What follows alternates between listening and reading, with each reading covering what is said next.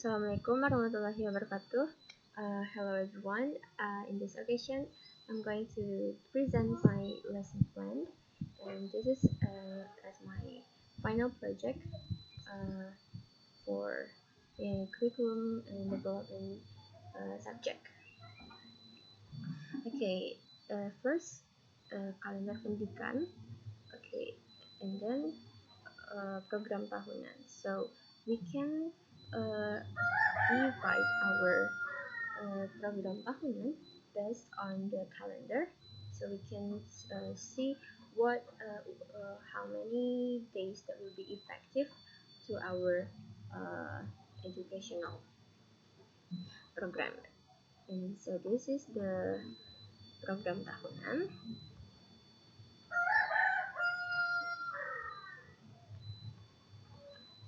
Okay, then come to program semester. Okay, so this subject is English, and for senior high school, grade 10. And here's the CP for phase E.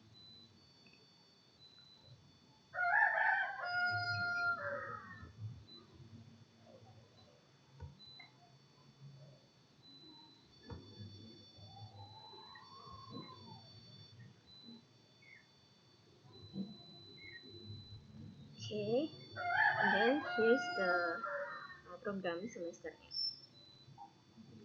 Okay, it's about recount text and exposition text.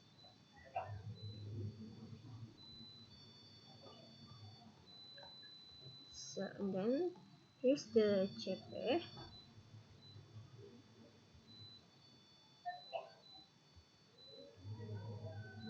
Jadi pada fase E ini, pertama itu ada rasional pembelajaran bahasa Inggris, di mana itu dominan digunakan secara global dalam aspek pendidikan, bisnis, perdagangan, ilmu pengetahuan, hukum, pariwisata, hubungan internasional, kesehatan, dan teknologi.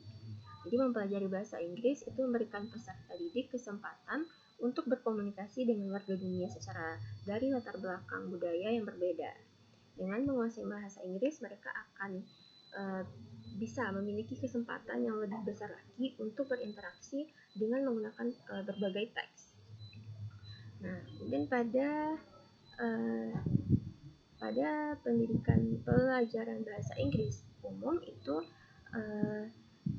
kurikulum nasional memberikan kesempatan bagi peserta didik untuk membuka wawasannya yang berkaitan dengan diri sendiri, hubungan sosial, kebudayaan, dan kesempatan kerja yang tersedia secara global. Nah, jadi mempelajari bahasa Inggris memberikan mereka kemampuan untuk mendapatkan akses di dunia luar dan memahami cara berpikir yang berbeda.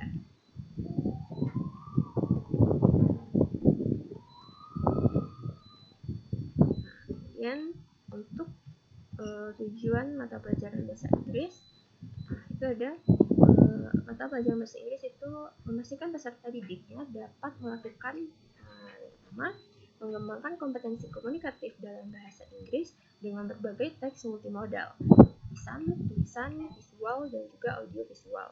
Yang kedua, mengembangkan kompetensi interkultural untuk memahami dan menghargai perspektif, praktik, dan produk budaya Indonesia dan budaya asing. Yang ketiga, mengembangkan kepercayaan diri untuk berekspresi sebagai individu yang mandiri dan bertanggung jawab. Yang keempat, mengembangkan keterampilan bernalar kritis dan kreatif.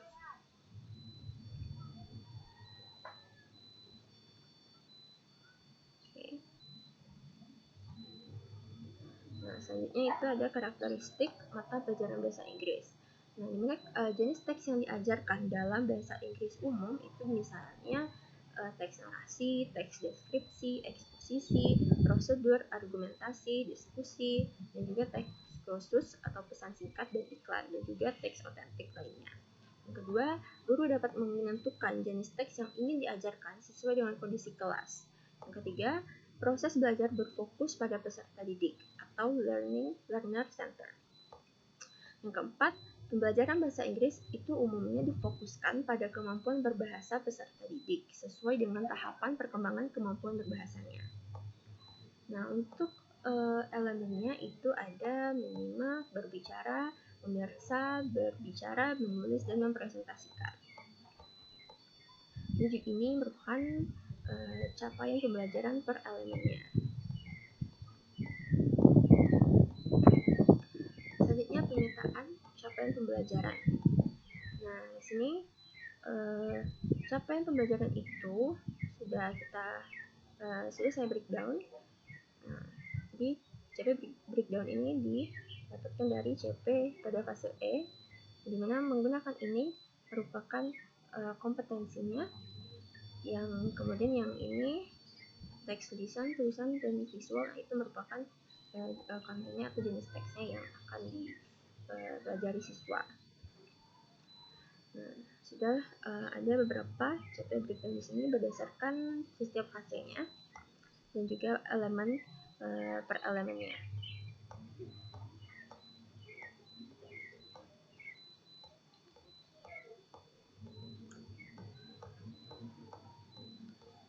Nah, selanjutnya itu untuk tujuan pembelajaran. Tujuan pembelajaran itu juga diambil dari rujukannya dari CP pada fase E. Nah, ini kompetensinya saya menggunakan teks, lisan, tulisan, dan visual dalam bahasa Inggris untuk berkomunikasi sesuai dengan situasi, tujuan, dan pemirsa atau pembacanya. Dan menggunakan berbagai jenis teks seperti narasi, deskripsi, prosedur, eksposisi, recount, dan report. Dan berbagai jenis teks otentik lainnya menjadi rujukan utama di dalam mempelajari bahasa Inggris pada fase ini.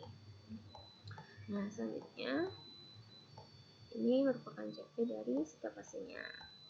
Nah, kemudian inilah TP pembelajaran pada bahasa Inggris.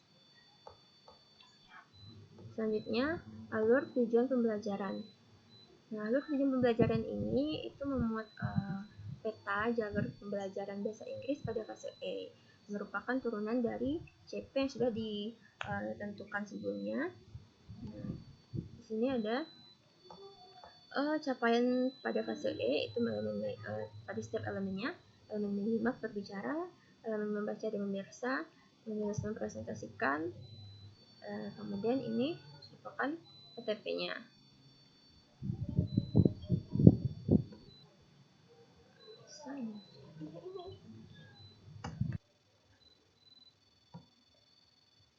Okay, so this is the ATP.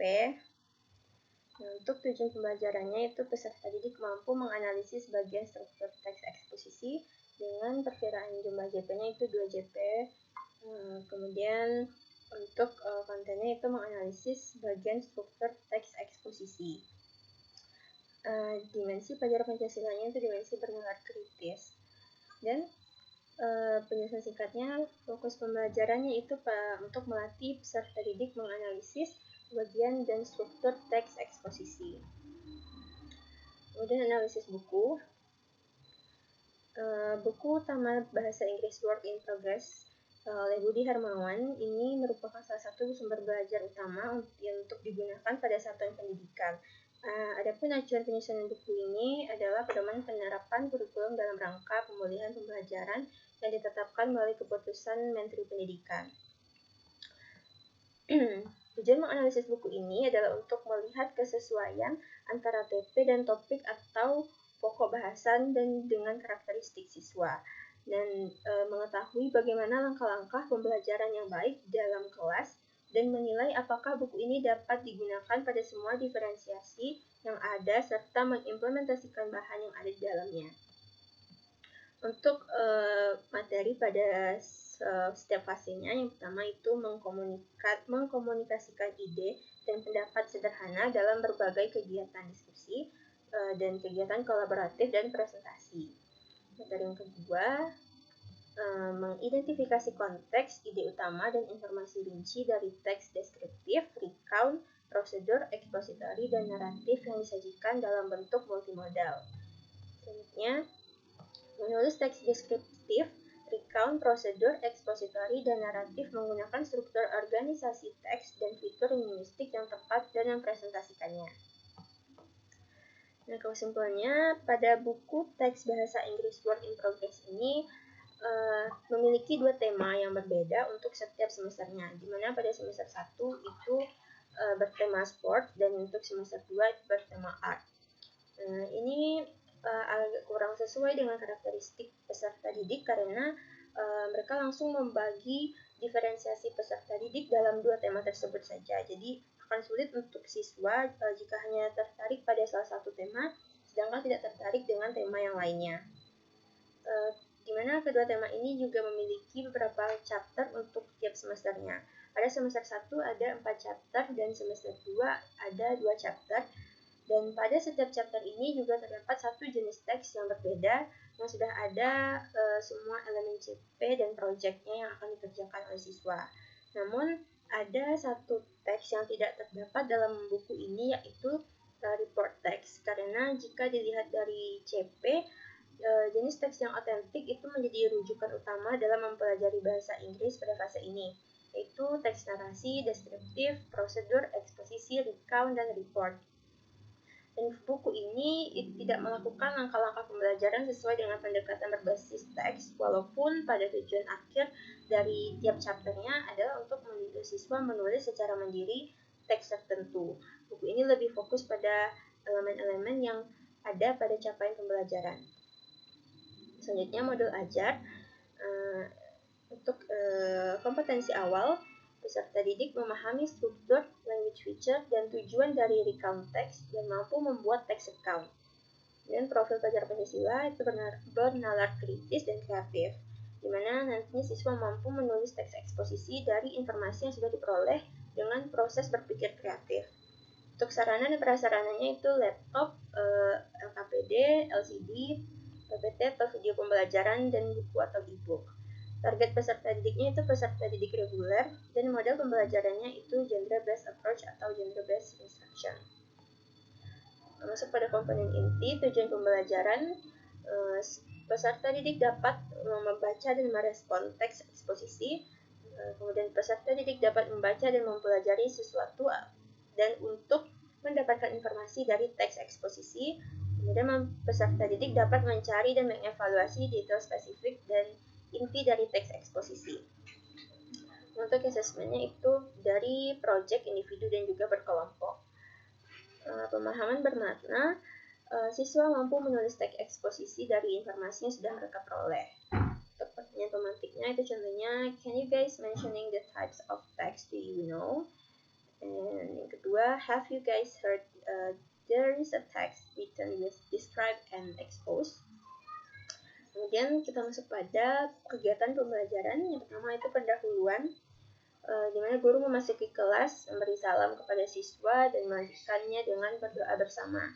Kemudian guru memeriksa kehadiran siswa dan juga memberikan motivasi kepada siswa. Misalnya, it's great that all of you are present today. Keep up the attendance, don't let you be absent, because if you don't attend, you can miss the lesson material. Selanjutnya, guru membangun konteks dengan memberikan pertanyaan pemantik, seperti yang sudah dijelaskan tadi. Dan juga guru memberikan gambaran tentang materi yang akan dipelajari hari ini. Selanjutnya masuk pada inti. Yang pertama itu BKOF. Untuk alokasi waktunya itu sekitar 15 menit. Guru menayangkan contoh teks eksposisi di depan kelas. Guru menanyakan pada siswa terkait teks yang disajikan. What is the topic in this text? What is the function of this text? Dan guru memberikan pujian pada siswa yang menjawab pertanyaan. Namun jika ada siswa yang salah, guru bisa langsung mengoreksinya. Selanjutnya MOT selama 20 menit. Guru menayangkan contoh teks eksposisi, kemudian guru memberikan materi tentang generic structure dan juga language feature dari teks eksposisi sesuai dari contoh yang sudah sesuai dengan gaya belajar siswa. Nah, di mana siswa auditori akan diberikan materi melalui audio, kemudian visual akan diberikan beberapa materinya itu melalui video dan juga kinestetik dari materi paper. Nah, kemudian guru memberikan siswa worksheet atau kuis tentang struktur dan kaidah kebahasaan yang harus diisi dari siswa berdasarkan contoh yang sudah ditayangkan sebelumnya. Dan ini belum merupakan worksheetnya. Masuk pada JCOT selama 20 menit. Guru membagikan siswa menjadi beberapa kelompok, kemudian guru memberi instruksi. Now you will work together to make an exposition text based on what we learned before. Kemudian guru menanyakan 2 buah gambar dan meminta siswa untuk memilih salah satu dari gambar yang sudah disajikan. Nah, selanjutnya ini merupakan gambar pertama dan yang kedua. Selanjutnya guru mengumpulkan hasil teks yang sudah dibuat oleh siswa. Selanjutnya masuk pada tahap ICOT selama 15 menit. Guru selanjutnya meminta siswa untuk kembali ke tempat duduk masing-masing dan meminta siswa membuat teks eksposisi berdasarkan teks yang belum dipilih oleh siswa tadi. Jadi siswa membuat teks secara pribadi tanpa bantuan worksheet. Kemudian penutup selama 10 menit, guru merangkum kembali materi yang sudah dipelajari dan guru bertanya bagaimana perasaan siswa selama setelah mempelajari pelajaran hari ini. Apa saja hal baru yang kalian dapatkan melalui pembelajaran hari ini? Apakah kalian bekerja berkelompok sesuai harapan? Dan kemudian guru memberikan informasi terkait materi minggu selanjutnya yang akan dipelajari. Dan salam penutup. Nah, ini merupakan lampiran dari worksheet yang akan dikerjakan oleh siswa. Kemudian ini link quiz untuk yang akan dikerjakan oleh siswa, serta link videonya, link video pembelajaran, dan juga pilihan gambar yang akan dijadikan teks oleh siswa. Untuk materi pengayaan itu diberikan pada siswa yang belum melampaui KKM dan memberikan pelaksanaan pembelajaran pengayaan itu melalui belajar kelompok dan juga belajar mandiri. Untuk remedial itu memberikan tindakan lanjut kepada siswa yang belum mencapai KKM dan alternatif penjelasan metode atau aktivitas untuk siswa yang sulit memahami konsep. Nah, selanjutnya untuk glosarium itu di tesis bagian perkenalan isu, argumentasi berisi sejumlah fakta dan juga pendapat yang mendukung tesis, dan conclusion itu penutup atau penegasan kembali. Nah, demikian presentasi dari saya. Terima kasih atas perhatiannya. Assalamualaikum warahmatullahi wabarakatuh.